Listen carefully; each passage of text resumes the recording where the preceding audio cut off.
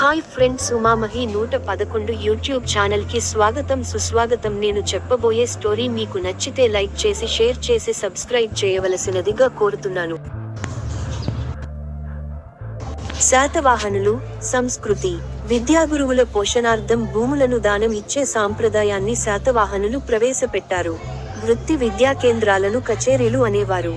వృత్తి విద్యకు శ్రేణులు ఆర్థిక సహాయాన్ని అందించేవి. తల్లిదండ్రులు తమ పిల్లలకు వృత్తి విద్యలను నేర్పేవారు. సర్వవర్మ కాతంత్రం రచించాడు. కాతంత్రం ఆధునిక కాశ్మీర్, బెంగాలీ భాషలకు ప్రామాణిక గ్రంథము. గుణాఢ్యుడు రాసిన బృహత్కథ అలభ్య గ్రంథము. పైశాచి దేశీయ. సోమ దేవసూరి రాసిన కథ పరిత్సాగరం. క్షేమేంద్రుడు రాసిన బృహత్కథ మంజరి.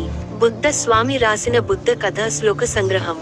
పై 3 గ్రంథాలు బృహత్కథకు రూపాంతరాలు. ధనపాలుడు సంస్కృతంలో తిలక మంజరి రాశాడు. నాసిక్ నాశనం ప్రాకృత భాషలో రాయబడిన గద్య శాసనం. పోలా, మో, లా కిలి, శ్రీ పర్వతం. పర్వతంపై ఆచార్య నాగార్జునుడు షాటో, షాహా రాజుల పాలనలో ఉండేవాడని హుయాన్సాంగ్ తన సి.యు.కిలో రాశాడు. శాతవాహనుల కాలంలో ప్రసిద్ధ విశ్వవిద్యాలయాలు: 1. ధాన్యకటక విశ్వవిద్యాలయం. 2. శ్రీ పర్వత విశ్వవిద్యాలయం. ఆంధ్ర ప్రాంతంలో ప్రాచీన విశ్వవిద్యాలయం ధాన్యకటక విశ్వవిద్యాలయం. ధాన్యకటక విశ్వవిద్యాలయ నమూనాను అనుసరించి టిబెట్లోని లాసా విశ్వవిద్యాలయం నిర్మించబడింది. ఇండియాలో ప్రాచీన విశ్వవిద్యాలయం తక్షశిల. ప్రతి విహారంలోనూ, విశ్వవిద్యాలయంలోనూ దమ్మకటిక అనే ఉద్యోగి ఉండేవాడు. శాతవాహనులు నిర్మాణాలు. శాతవాహనుల నిర్మాణాలు 3 వర్గీకరింపబడ్డాయి. 1. స్తూపాలు. 2. చైత్యాలు. 3. విహారాలు. స్తూపము బౌద్ధ మతస్థుల పవిత్ర ప్రదేశం. స్తూపాలు 3 రకాలు. 1. ధాతు గర్భ స్తూపాలు. 2. పారిభోజక స్తూపాలు. 3. ఉద్దేశిక స్తూపాల. 1. ధాతుగర్భ నూపాలు. బుద్ధుని యొక్క శారీరక అవశేషాలపై నిర్మించబడిన స్తూపాలు. లో ధాతుగర్భ స్తూపాలు 5 కలవు. 1. భట్టిప్రోలు స్తూపము. 4. ఘంటసాల స్తూపము. 2. అమరావతి స్తూపము. 3. జగ్గయ్యపేట స్తూపము. 5. సాలిహుండం స్తూపము. యాస్టరిస్క్ దక్షిణ భారతదేశంలోనే అతి ప్రాచీన ధాతుగర్భ స్తూపం భట్టిప్రోలు స్తూపము. 2. పారిభోజిక స్తూపాలు.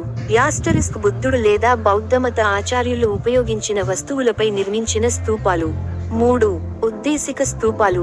ధాతువులు, అవశేషాలు లేకుండా నిర్మించబడిన స్తూపాలు. గంటుపల్లి స్తూపము సంగరం, బౌద్ధ సన్యాసులు ఆరాధించడానికి నిర్మింపబడినవి.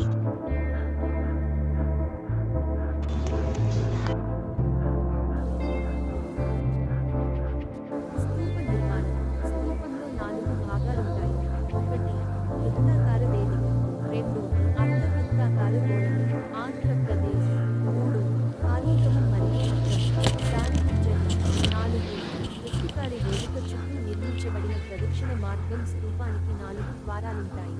ప్రతి ద్వారం వద్ద 5 ఆయుక్తక స్తంభాలుంటాయి. ఆయుక్తక స్తంభాల క్రింద శిలా మంజూషికలు ఉంటాయి. శిలా మంజూషికల లోపల స్ఫటిక పేటికలు ఉంటాయి. స్ఫటిక పేటికల లోపల ధాతువులు భద్రపరచబడతాయి. భట్టిప్రోలు స్తూపము. భట్టిప్రోలు ప్రాచీన నామము ప్రతిపాలపురం లేక మిథుండ నగరం. భట్టిప్రోలు స్తూపాన్ని కుబేరుడు లేక ధనకుడు నిర్మించాడని భావిస్తారు. భట్టిప్రోలు స్తూపాన్ని కళింగ కారవేలుడు గాడిదలకు నాగళ్ళను కట్టించి ధ్వంసం చేయించాడని చరిత్రకారులు విశ్వసిస్తున్నారు. కళింగ కారవేలుడిని ప్రితుండ నగర ధ్వంసకుడు అని పిలుస్తారు. భట్టిప్రోలు స్తూపాన్ని 1870లో బాస్వెల్ వెలికితీశాడు. భట్టిప్రోలు స్తూపం యొక్క వృత్తాకార వేదిక వ్యాసం 148, అర్ధ వృత్తాకార గోళ వ్యాసం 132-138. 5 శిల్ప మంజూషికలు బయల్పడ్డాయి. భట్టిప్రోలు స్తూప అవశేషాలను భద్రపరచడానికి కృషి చేసిన బౌద్ధమత గురువు అనాగరిక ధర్మపాల. శ్రీలంక అనాగరిక ధర్మపాల 1892లో కలకత్తాలో మహాబోధి సొసైటీ ఆఫ్ ఇండియా అనే సంస్థను స్థాపించాడు. 1893లో చికాగోలో జరిగిన సర్వమత సమ్మేళనంకి అనాగరిక ధర్మపాల బౌద్ధ మత ప్రతినిధిగా హాజరయ్యాడు. హిందూ ప్రతినిధిగా వివేకానందుడు ఇదే సమావేశానికి హాజరయ్యాడు. భట్టిప్రోలు స్తూప ధాతువులను 1920లో కలకత్తాలోని శ్రీ ధర్మరాజు విహారంలో నిక్షిప్తం చేశారు. శ్రీ ధర్మరాజు విహారం కలకత్తా విశ్వవిద్యాలయం చైత్య గృహాలు. బౌద్ధ మతస్థుల ప్రార్థనా మందిరాలు. చైత్య గృహాలు.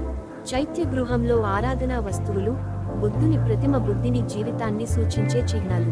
ఆంధ్రప్రదేశ్లో ప్రాచీన బౌద్ధమత చైత్యం, గంటుపల్లి. చైత్య గృహాలు రెండు రకాలు. 1. గుహలలో నిర్మించబడిన చైత్యాలు. ఉదా. కార్లే, నాసిక్, కన్హేరి, బేడ. 2. ఇటుకతో నిర్మింపబడిన చైత్యాలు. ఏ.పి. లో చైత్యాలయాలన్నీ ఇటుకలతో నిర్మింపబడినవే.